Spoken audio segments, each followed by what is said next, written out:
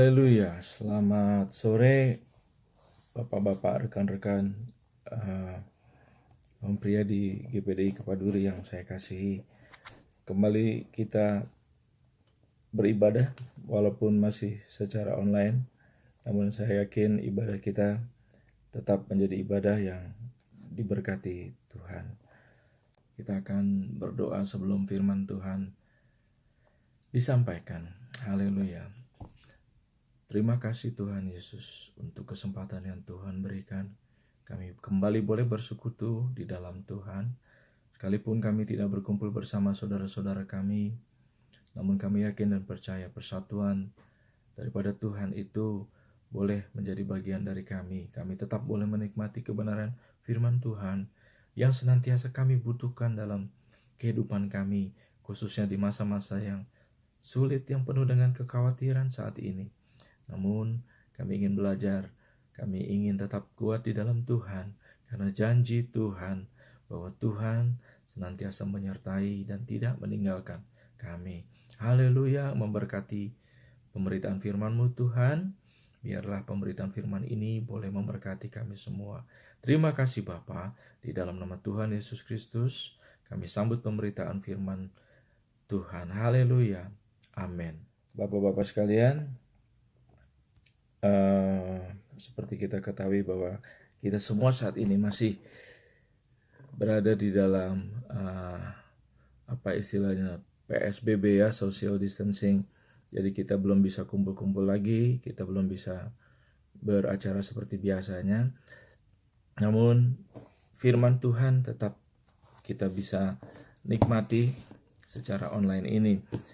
Malam hari ini kita akan berbicara mengenai suatu topik yang relevan dengan situasi saat ini yang kita hadapi bersama. Semua orang menghadapi, yang muda, yang tua, wanita, pria, yang tidak punya ataupun yang empunya, sekarang menghadapi suatu kondisi yang bisa dikatakan sulit, bisa dikatakan membuat orang menjadi takut, bisa juga menimbulkan suatu kekhawatiran, atau juga dikatakan suatu kondisi yang membawa suatu ketidakpastian. Namun sebagai anak Tuhan, tentunya ada suatu kekuatan dari Tuhan yang membuat kita harus tetap maju, harus tetap optimis menghadapi apa yang terjadi. Karena demikianlah yang Tuhan mau untuk saya dan saudara lakukan. Saya ajak kita sama-sama membaca di dalam Matius 6 ayat yang ke-25 dan seterusnya. Saya bacakan untuk kita semua. Hal kekhawatiran ayat ke-25, karena itu aku berkata kepadamu, janganlah khawatir akan hidupmu, akan apa yang hendak kamu makan atau minum, dan janganlah khawatir pula akan tubuhmu, akan apa yang hendak kamu pakai. Bukankah hidup itu lebih penting daripada makanan, dan tubuh itu lebih penting daripada pakaian? Satu perikop di dalam ayat 25 sampai dengan ke-33 ini berbicara mengenai hal kekhawatiran. Seperti saya sampaikan tadi, itu yang sedang kita hadapi saat-saat ini. Kalau kita mendengar banyak berita di televisi atau di media sosial atau di apapun juga yang mungkin kita sering dengar, banyak pengamat menyampaikan bahwa Indonesia sebentar lagi akan memasuki krisis ekonomi, di mana negara tetangga kita, Singapura, negara yang begitu maju, sudah terlebih dahulu masuk di dalam resesi.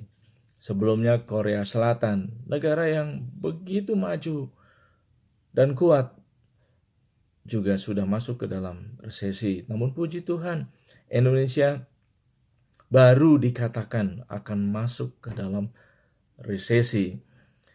Lalu kalau kita melihat juga bagaimana efek yang terjadi di dalam kehidupan nyata kita, banyak orang mengalami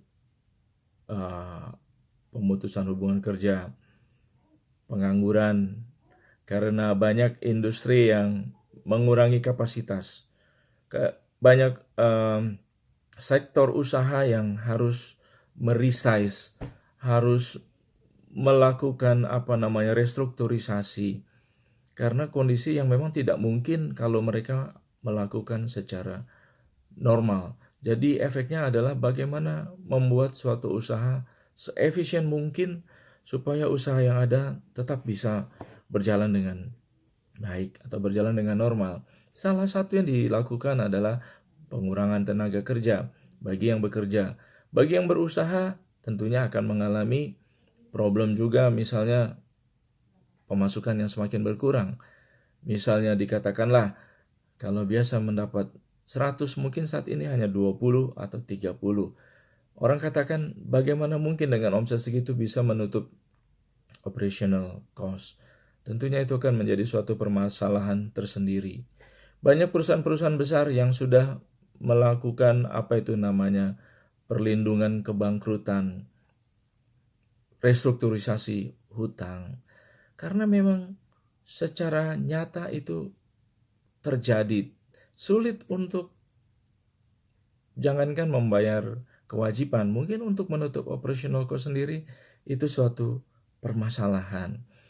Masalah kesehatan, kita selalu dibayangi dengan angka-angka pasien COVID yang semakin hari semakin bertambah.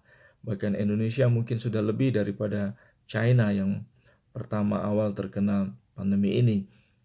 Saat ini Indonesia mendapat angka yang lebih besar daripada China, menimbulkan suatu ketakutan bagi kita semua. Wah, ini ke depan mau bagaimana? Kita mau pergi ke suatu tempat, kita merasa takut karena di sana masih red zone. Mau melakukan aktivitas takut. Semua kita dibayangi suatu ketakutan karena kita tidak tahu. Kita berperang melawan sesuatu yang tidak terlihat, virus-virus ini. Jadi dapat dikatakan dalam segala sektor kehidupan kita sepertinya kita menjadi worry, menjadi ketakutan. Tidak bisa dipungkiri, semua mengalami, Bapak-bapak sekalian. Namun apa yang firman Tuhan katakan dalam ayat 25 yang kita sudah baca tadi? Karena itu aku berkata kepadamu, janganlah khawatir akan hidupmu.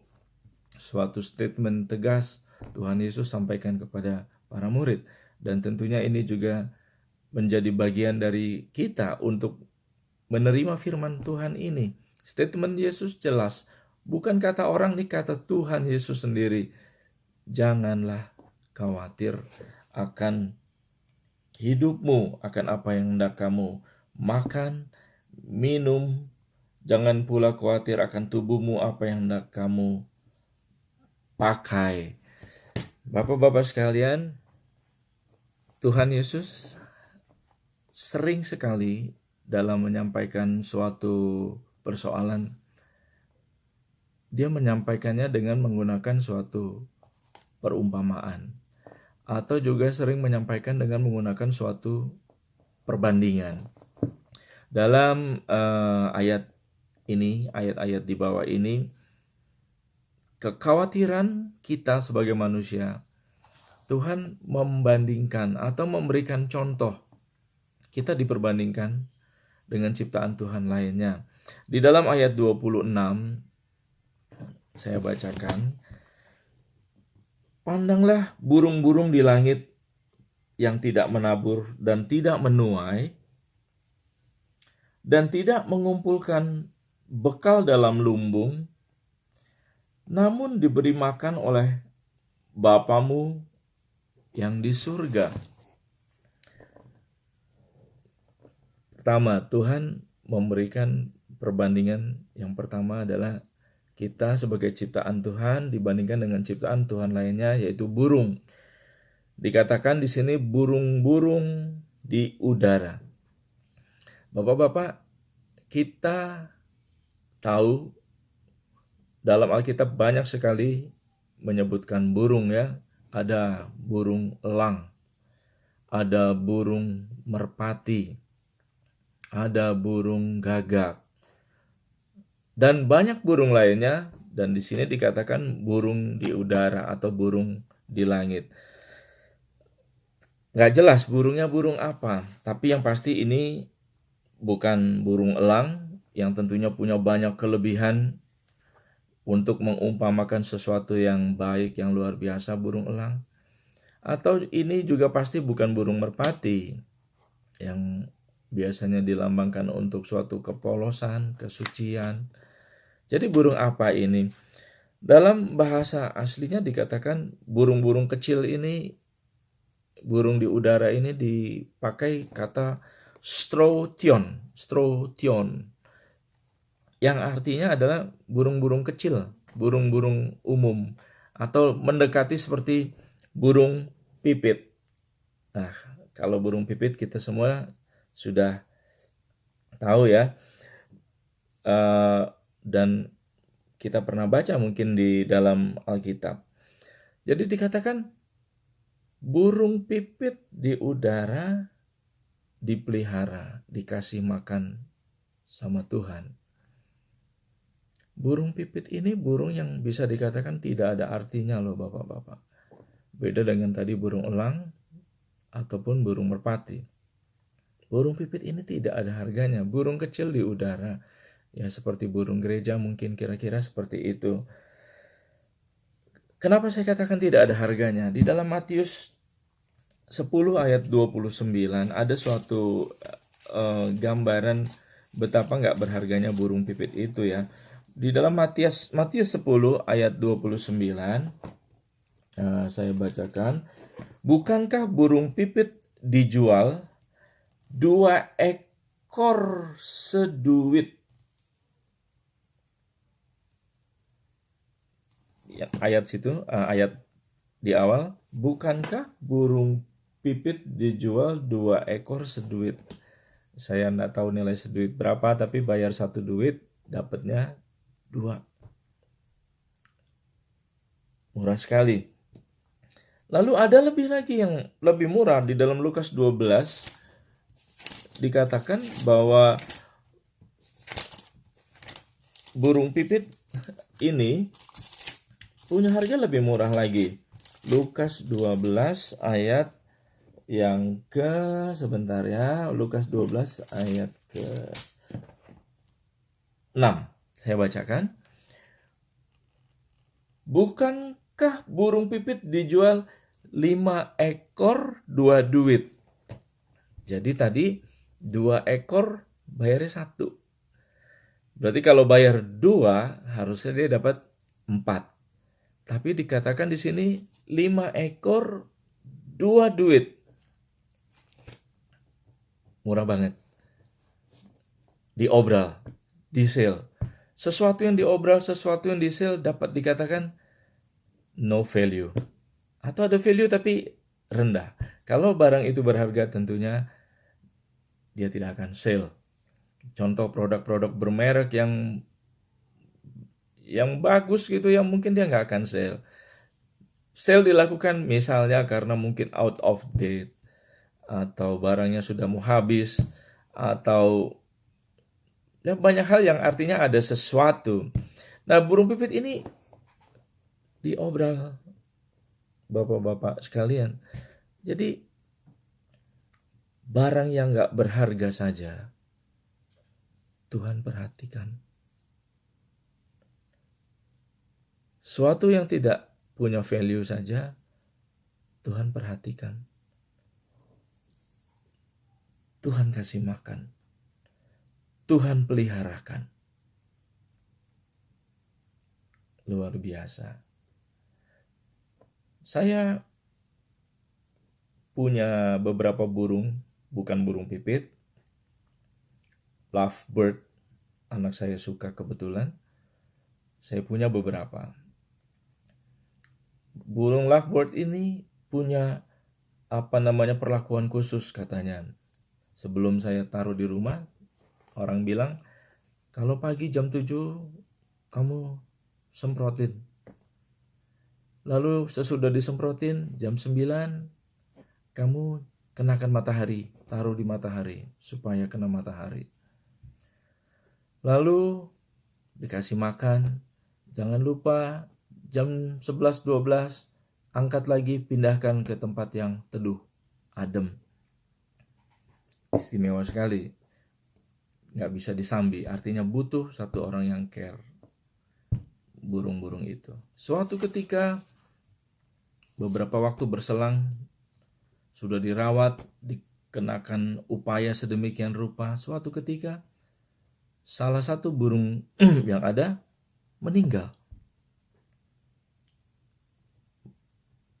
Mati, saya nggak tahu sebabnya kenapa. Mati. Nggak lama kemudian, saya temukan satu lagi mati. Dalam waktu berselang 1 minggu mungkin.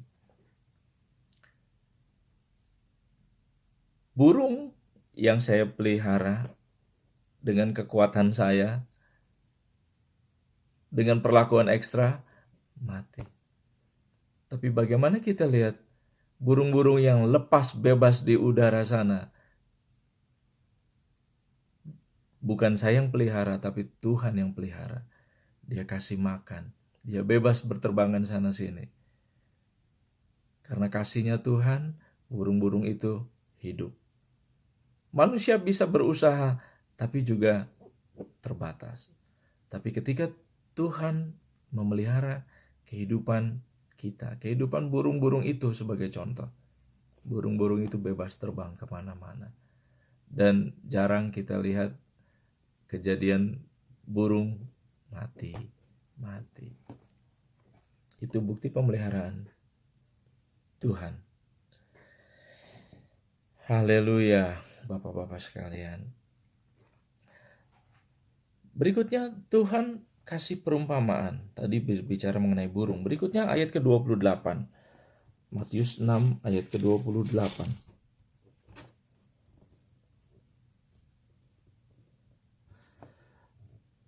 Dan mengapa kamu khawatir akan pakaian? Perhatikanlah bunga bakung di ladang yang tumbuh tanpa bekerja dan tanpa meminta. Bunga bakung. Bunga bakung, kalau bapak-bapak pernah lihat, ada yang sudah pernah lihat atau belum ya, saya tidak tahu, tapi lebih bahasa Indonesianya mungkin bunga lili. Bunganya seperti trompet, warnanya ada putih, dan sebagainya. Kalau dijual dalam karangan bunga, bunga itu mahal. Mungkin bunga lilinya satu, sekitarnya bunga-bunga lain yang mendukung. Karena bunga lili ini termasuk mahal. Kenapa mahal? Karena sangat bagus, sangat elok. Dikatakan bunga bakung ini tidak memintal, tidak tidak bekerja tanpa memintal, tapi dia ada kebagusannya itu. Artinya ada suatu campur tangan Tuhan yang memelihara, yang menjadikan bunga bakung itu indah dipandang, menjadikan bunga bakung itu menjadi sesuatu yang berharga. Kita sebagai manusia pun suka. Artinya ada suatu campur tangan yang menjadikan bunga bakung itu indah. Bunga bakung salah satu bunga yang banyak dipakai dan disebutkan di dalam Alkitab. Entah berapa kali, tapi di dalam Kidung Agung sendiri mungkin lebih dari 5-6 kali memakai perumpamaan bunga bakung di dalam Kidung Agung. Alkitab banyak memakai istilah bunga bakung untuk mengandaikan sesuatu yang bagus, sesuatu yang wow, sesuatu yang indah. Banyak sekali. Bunga bakung melambangkan keindahan, melambangkan kesucian.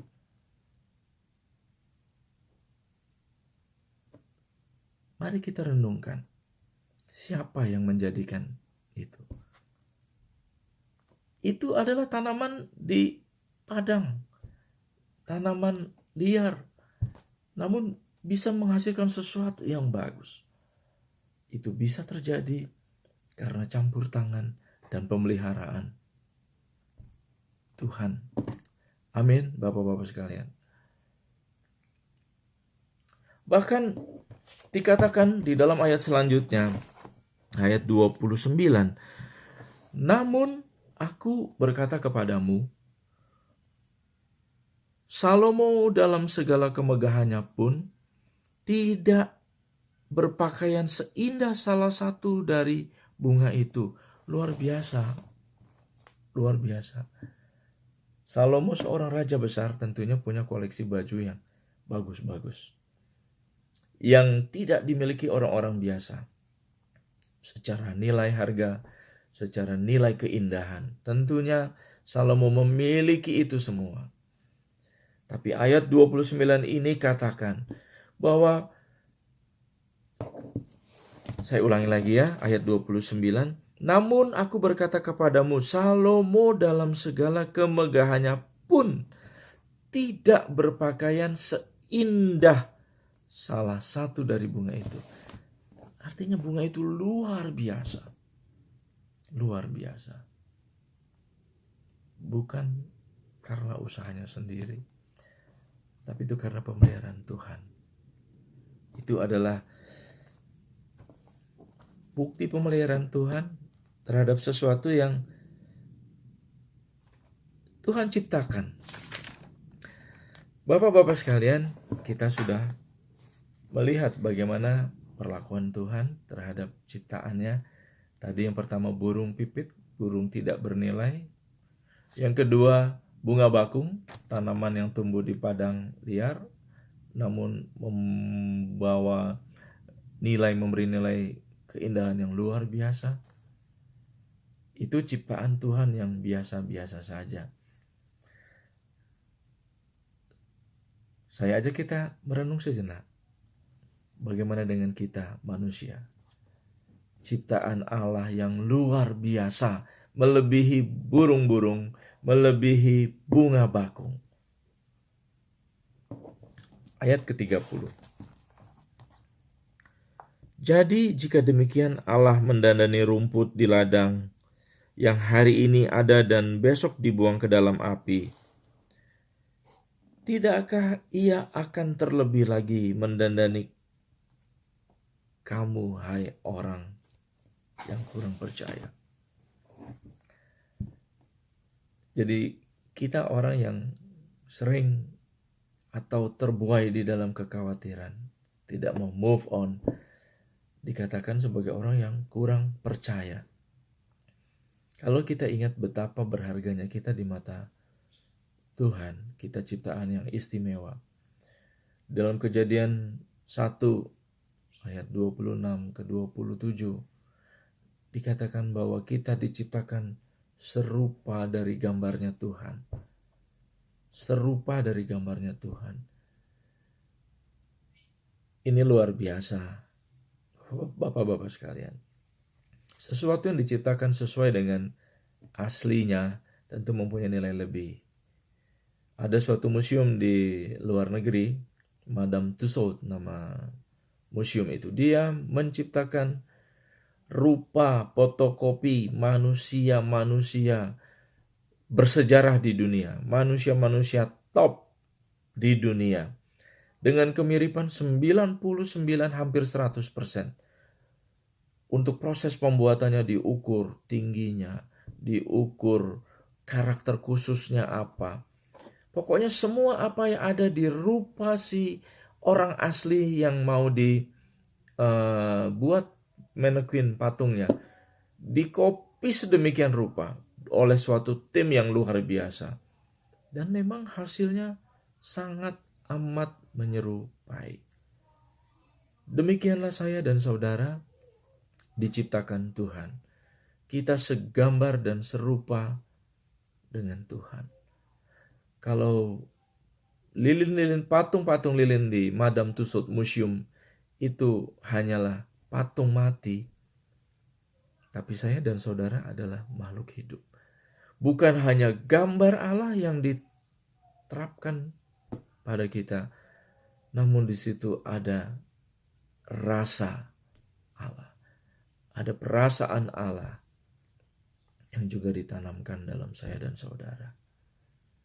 Tentunya ada suatu perlakuan yang berbeda daripada burung ataupun bunga bakung tadi. Bahwasanya kita adalah ciptaan yang istimewa. Tentunya Allah pun tidak akan meninggalkan kita di dalam ketakutan kita, di dalam kekhawatiran kita. Orang boleh khawatir, orang boleh takut.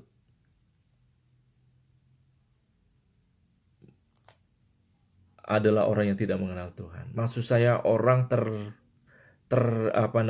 terlena atau tinggal di dalam kekhawatiran yang berlebihan atau takut yang berkelebihan, itu adalah orang-orang yang tidak mengenal sejarahnya kita. Bahwa kita ini sebenarnya kopinya Tuhan. Ada perasaan, ada rasa, kehendaknya Tuhan, maksud tujuan Tuhan, semua ditaruh dalam kita. Jadi kita tidak perlu takut karena Allah bersama kita. Kita ingat di dalam Ulangan 31 ayat yang ke-6, bagaimana ketika itu Yosua ingin menggantikan Musa memimpin bangsa Israel. Tentu ada suatu kekhawatiran yang luar biasa yang Yosua rasakan. Menggantikan seorang pemimpin besar, legendaris, the legend. Tentu ada suatu perasaan takut, khawatir, mampu nggak saya kira-kira. Namun kita lihat apa yang firman Tuhan sampaikan di dalam Ulangan 31. Saya bacakan. Kuatkan dan teguhkanlah hatimu, janganlah takut dan jangan gemetar karena mereka, sebab Tuhan Allahmu, perhatikan, Dialah yang berjalan menyertai engkau. Ia tidak akan membiarkan engkau dan tidak akan meninggalkan engkau. Ada amin Bapak-bapak sekalian. Yosua berjalan memasuki Israel, menyeberangi Laut Tiberu, menggantikan Musa. Keyakinannya adalah karena Tuhan berjalan bersamanya, Tuhan menyertai dia, dan Tuhan tidak meninggalkan dia. Demikian janji itu berlaku bagi saya dan saudara. Dalam situasi yang seperti ini, saya pun pasti khawatir, juga mungkin bapak-bapak yang lain, tapi mari kita jangan tenggelam di dalam kekhawatiran itu, dalam ketakutan itu. Karena suatu keyakinan kita bahwa Allah menyertai dan bersama dengan kita. Kita kembali di dalam Matius 6 ayat terakhir, ayat ke-30. Sebenarnya ada dengan 34, tapi saya ingin baca sampai ayat ke-33. Tetapi carilah dahulu kerajaan Allah dan kebenarannya, maka semuanya itu akan ditambahkan kepadamu. Apa yang harus saya dan saudara lakukan? Tuhan mau kita mencari kerajaan Allah dahulu. Seek first the kingdom of God. Semuanya akan ditambahkan. Berbicara mengenai kerajaan Allah. Kerajaan Allah di dalam Roma 14 ayat ke-17. Saya bacakan, sebab kerajaan Allah bukanlah soal makanan dan minuman, tetapi soal kebenaran, damai sejahtera, sukacita oleh Roh Kudus. Jadi bukan soal pemenuhan kebutuhan jasmani, Bapak sekalian. Namun bagaimana kita lebih mengenal kebenaran? Kebenaran itu adalah Yesus sendiri. Bagaimana kita lebih mengenal Tuhan kita yang begitu baik, begitu peduli. Dia menyertai kita, dia tidak meninggalkan kita di dalam permasalahan kita. Pengenalan akan karakter-karakter Yesus itu, karakter-karakter Allah kita itu yang lebih Tuhan tuntut. Di situ ada damai sejahtera kita ketika kita lebih mengenal akan Tuhan kita. Ada sukacita di dalam Tuhan. Haleluya. Bapak Ibu sekalian, Bapak-bapak sekalian, saya mengakhiri renungan kita pada sore malam hari ini. Mari kita jangan tinggal di dalam kekhawatiran, ketakutan. Sebagaimana firman Tuhan yang kita pelajari tadi, Tuhan tidak meninggalkan kita, Dia menyertai kita. Dan Dia akan menambahkan apa yang kita butuhkan ketika kita sudah mengenal Dia, ketika kita memiliki sukacita, damai sejahtera itu. Sekalipun kekhawatiran, kesulitan datang, namun pengenalan akan Tuhan, sukacita, damai sejahtera yang kita miliki itu menjadi suatu kekuatan tersendiri kita orang percaya untuk kita bisa mengalahkan kekhawatiran dan ketakutan. Haleluya, haleluya, puji Tuhan. Kita akan berdoa mengakhiri pemberitaan firman Tuhan pada malam hari ini. Kiranya kekuatan dari Tuhan, kiranya penyertaan Tuhan itu boleh nyata dalam kehidupan kita semua. Haleluya. Bapa di dalam surga, kembali kami datang di akhir pemberitaan firman-Mu Tuhan. Kami bersyukur bahwa kami memiliki Allah yang seperti Engkau. Allah yang memberikan kami posisi istimewa di antara segala ciptaan-Mu Tuhan. Kami memiliki tempat yang luar biasa. Kami bersyukur karena pemeliharaan Tuhan yang luar biasa. Tuhan tidak tinggal diam di saat kami berada di dalam kesulitan, di dalam kekhawatiran, dalam ketakutan. Kami tahu bahwa campur tangan Tuhan ada di sana. Tuhan akan bertindak. Tuhan akan menolong setiap kami.